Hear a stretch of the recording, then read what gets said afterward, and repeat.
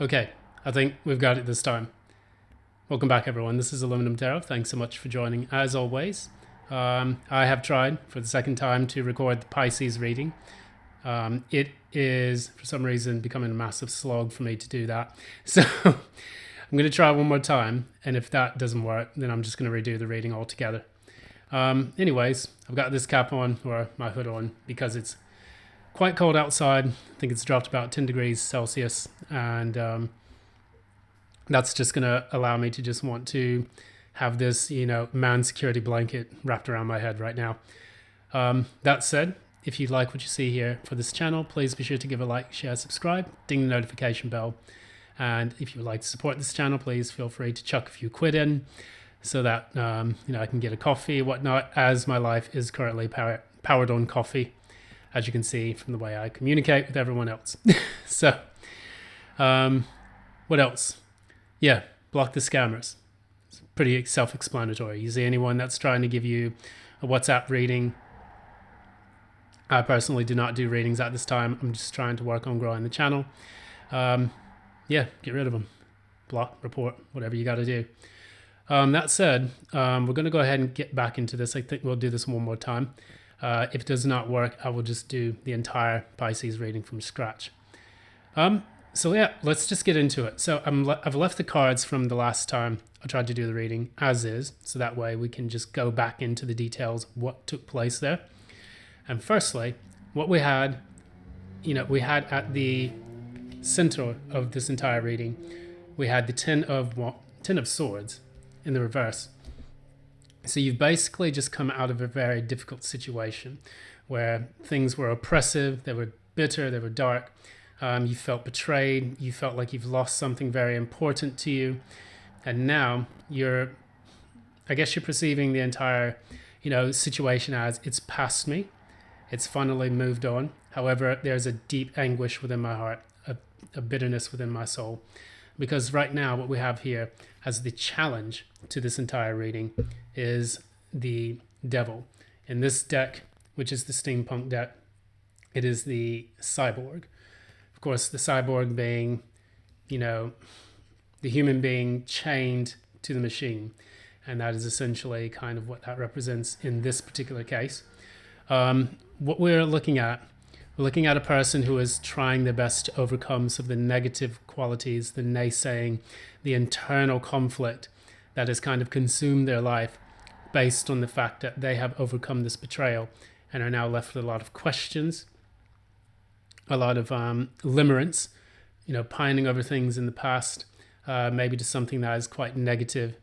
And what I see with this reading here, and this can be a bit of a Piscean thing to do, is to dwell on the past, to dwell on things that you have become inextricably bound to, for the simple reason that it has been such a major part of your life. So if you've lost a job, lost someone that you love, if you felt betrayed or backstabbed by someone, or even that you've lost, friends over the last few years because of difficulties you faced, then this reading would be the one that resonates for you. We're going to go straight into the recent past. In the recent past, we had the Ace of Pentacles, and this was clarified by the star comet in this one. So Eight of Pentacles in the reverse basically talks about a false start, or maybe the loss of something that you were passionate about. So perhaps if you were working in a job and, you lost that job, that basically put you into a period of healing that you had to kind of undergo. So that way you could, remove, some of the toxic buildup that had taken place from that, with the devil in the center kind of challenge, taking place in this deck. With the Ace of Wands in the reverse, it could be a loss of passion. It could also be a false start. So maybe you felt like something that you were, strongly attached to, finally all of a sudden was no longer there to support you, was no longer a part of your life. And you felt like you had to kind of lead yourself out of quite a bit of a dark period, because the star is essentially, it's a guiding light that is hoisted in the sky and essentially surrounded by darkness. So it's almost like you had to learn how to shine all over again. And for you specifically, what I can kind of intuit is that in this dark place, you had to find your light. And that's pretty much what the star is really about. It's about finding that inner light again after a very devastating tower moment, which the star comes after. And so looking into that, that is pretty much what took place in the recent past. I'll clarify with one more card. Clarify the star card and the Ace of Wands in the reverse. Yeah. So we talked about this, and this is the Brazen Head in this deck, but it's also known as the Justice in the Rider-Waite-Smith deck. And so this talks about something that was unfair, unequal. You feel that life's not fair. You feel mistreated, wronged by people around you. That could be true. It may not be true. But one of the things that is important for you to understand is that there's a way to get justice, and that has to come from within. So moving into the future, I got these two cards, and maybe this is something that I may want to relook at. You have the Six of Wands in the reverse, and then you have the Chariot clarifying that. So when we look at these two cards together, maybe after this period where you felt like a failure, maybe after this period where you felt like you weren't receiving the attention or the love that you deserved, and specifically for your efforts, because the Six of Wands comes after the Five of Wands, where you fight really hard for something that you have always wanted. Moving into that, going to the Chariot, you realize that if circumstances, places, things do not necessarily validate that, but if they refuse to acknowledge that you have made an effort towards things, like for example, you're in a job, the job steals your ideas, they don't give you any recognition, you don't get a raise, you know, they basically just treat you like a serf amongst their fiefdom. And it's not necessarily something that you want to endure any longer. You're going to go into that triumph. You're moving forward. You're progressing from that kind of place. And anything that puts you in that situation, you're not going to want to feel that pain again. Additionally, if you're in a loveless marriage, in a loveless relationship, you're going to move on from that. And that's going to be your best, your best path forward is moving forward. And that's what the Chariot really talks about. This is the triumph in this deck. Really, really nice. And you can see, unlike the Chariot, one of the things I do like to point out about this, unlike the Chariot in the Rider-Waite-Smith, what we see here is someone who is being guided by rails, and these rails are actually leading them towards their destiny. So typically, you see that the person on this monorail, or whatever you call it, there are two men that are in this, and it's almost like they're the Sphinxes from the Rider-Waite-Smith deck.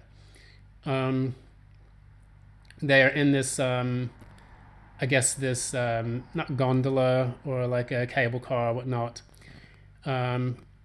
They are being propelled forward. They're also being celebrated here. You can see the confetti at the bottom of the deck, or the bottom of the card. If the thing will focus, there we go. Okay, yeah, there it is. And so with this, it's almost like you're moving away from an environment that does not celebrate you to an environment that will celebrate you, and especially from the forward movement that you make. This doesn't necessarily need to be forward movement from a physical thing. It could be, but also from things that no longer serve you in the past, because the devil is actually the challenge here. So we're moving away from things that have kept us stuck in the past, and it is the devil's kind of, job as Saturn, not necessarily to keep you stuck, but to start the process of alchemic transformation. And with one hand up and one hand down, it shows the connection between as above, so below, heaven and earth.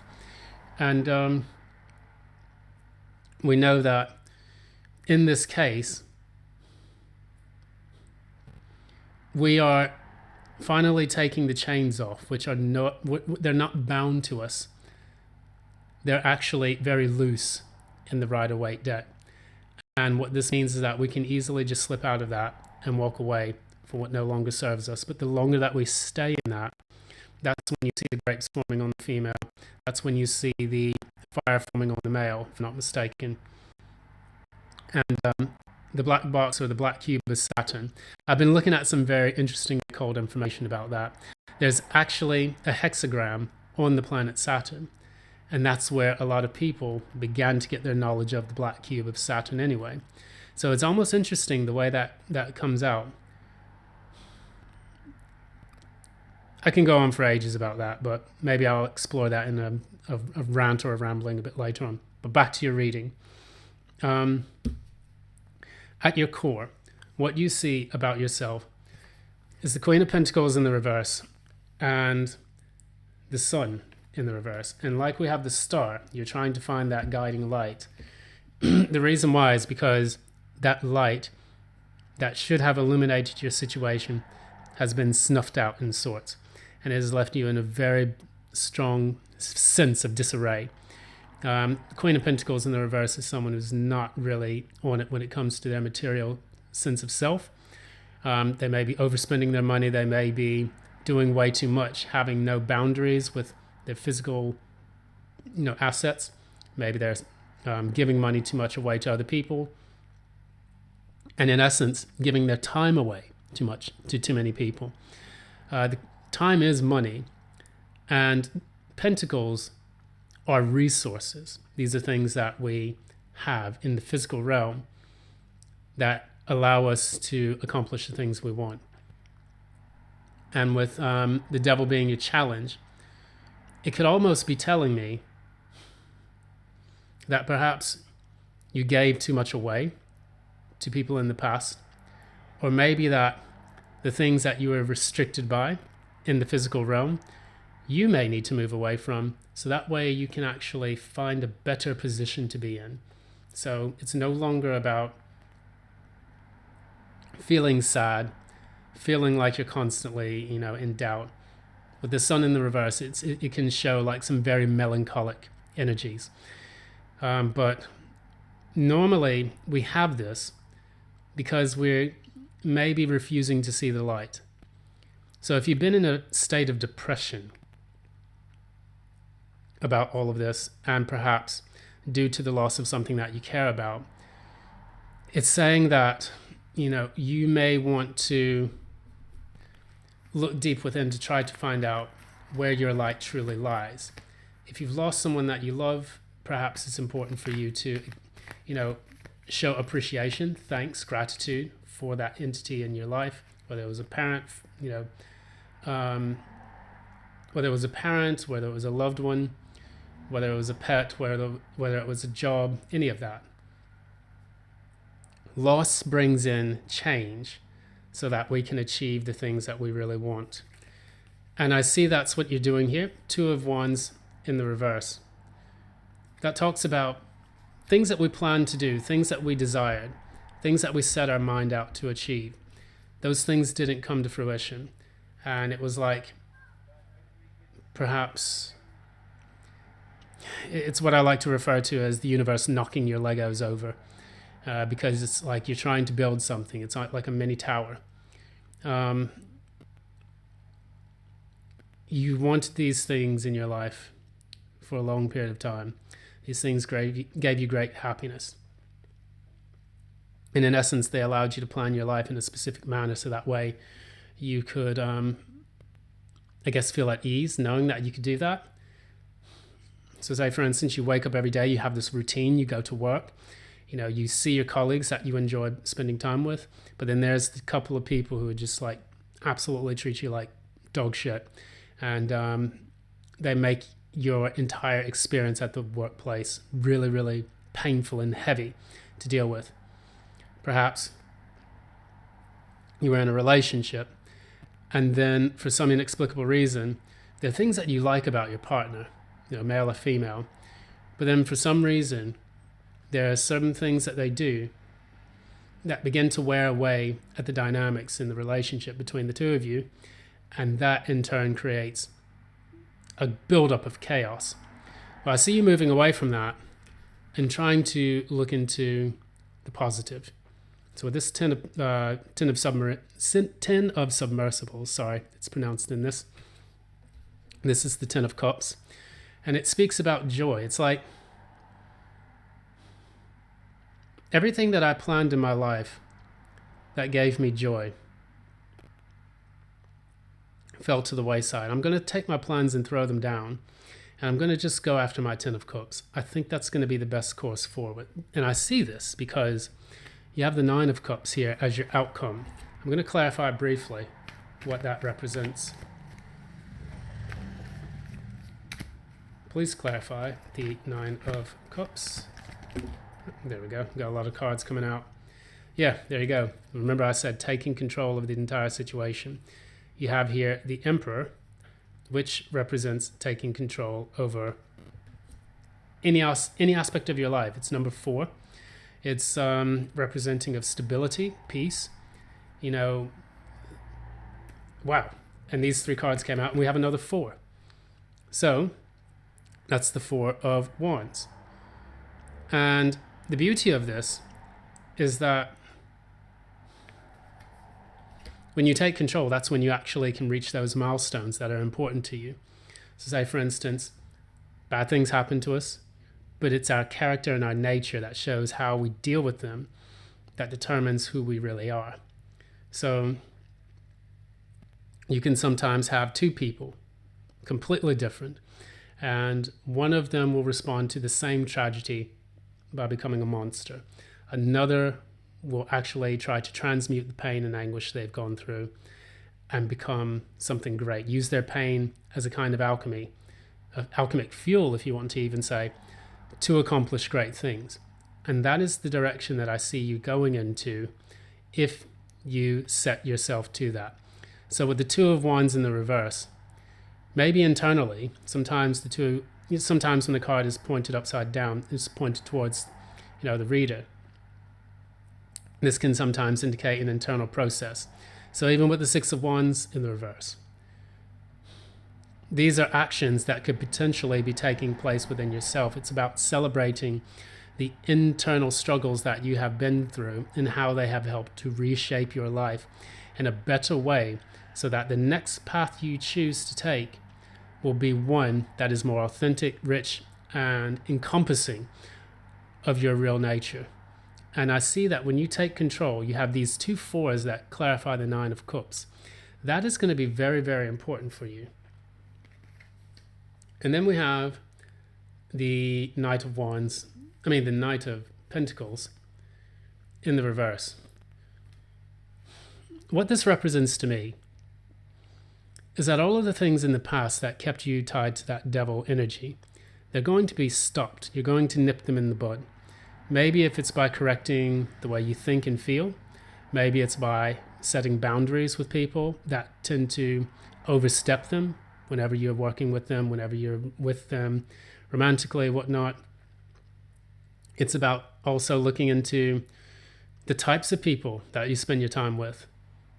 This could then in turn say, okay, well, I understand I need to take control in this so I can put a stop to the very things that are causing me this miserable energy within and internally. You know that you want to go towards your 10 of Cups.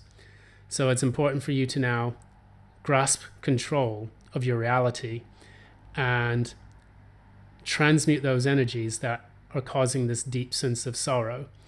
And then you can move to a better, happier space where you are finally involved in things that you do enjoy. And you can put behind you the betrayal of the past. It's always darkest before dawn. And I think you are now starting to see the light on the horizon. So keep moving forward. That's what the Chariot card is going to be about. So yeah, that's what I wanted to say about this reading. We're still recording, thank God. And, I do appreciate your time and attention. Thank you so much, Pisces, for watching. This is Aluminum Tarot. If you like what you see here, please be sure to give a like, share, subscribe, ding the notification bell, interact with the channel, leave a little message as how this applies to you specifically. This is merely an algorithm. It could apply to any aspect of your life. And I think it's important, if you want to, share that with us so that we know that it actually resonates. And, I did forget one thing. I will be pulling a Steampunk Lenormand card from the deck. So that way we can give you one little more message.